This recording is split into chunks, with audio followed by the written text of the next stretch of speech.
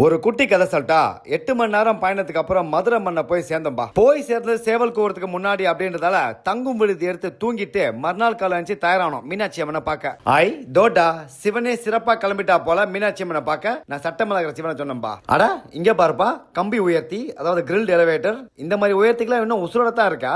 பார்த்து பல வருஷங்களாவது. நண்பன் கண்ணாடியா போட்டான்டா, இனிமே யாரும் அவனை கட்டுப்படுத்த முடியாது. சரி அம்மனை பார்க்கறதுக்கு முன்னாடி கொஞ்சம் அசை போட்டு போவோமே அப்படின்னு சொல்லி ஒரு உணவகத்துக்குள்ள போனோம். முதல்ல இட்லி வந்துச்சு, அதை இன்பமா சாப்பிட்டோம். அப்புறம் தோசை வந்துச்சு, அதை சாம்பார்ல தொட்டு சாப்பிட்டோம்.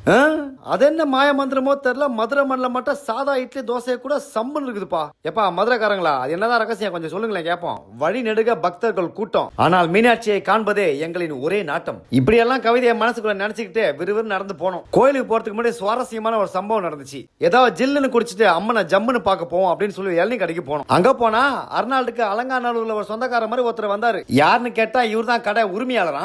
என்னையா மனுஷன் உடம்பு இப்படி இருக்கு, ஆனாலகன் போட்டியில பல பரிசுகளை அள்ளி இருப்பார் போல இருக்கே அப்படின்னு மனசு நினைச்சத நேராவே கேட்டேன். அண்ணன் சீவன இளநிய சிரிச்சுக்கிட்டே நம்ம கிட்ட கொடுத்தா போல. முதல்ல இளநிய வாங்க கடகன்னு உள்ள தள்ளினேன். அப்புறம் தான் அண்ணன் சொன்னா போல, ஆமா தம்பி நான் ஒரு தேசிய வாகையன், அதாவது நேஷனல் சாம்பியன் ஆனாலகன் போட்டியில அப்படின்னா போல. அது மட்டும் இல்ல ஒரு படத்தை காட்டினார் பாருங்க, செதறிட்டேன் நான். என்னமா இருந்திருக்காரு மனுஷன். இப்ப அண்ணனுக்கு 65 வயசு, 40 வயசு மாதிரி இருக்கிறா போல. புள்ளிங்களா உடனே உடற்பயிற்சி கூடத்துக்கு ஓடுங்கப்பா. அதுக்கப்புறம் நான் கோயிலுக்கு போனப்பா. உள்ள திறன் பேச அனுமதி இல்லாததால அம்புடுதேன்.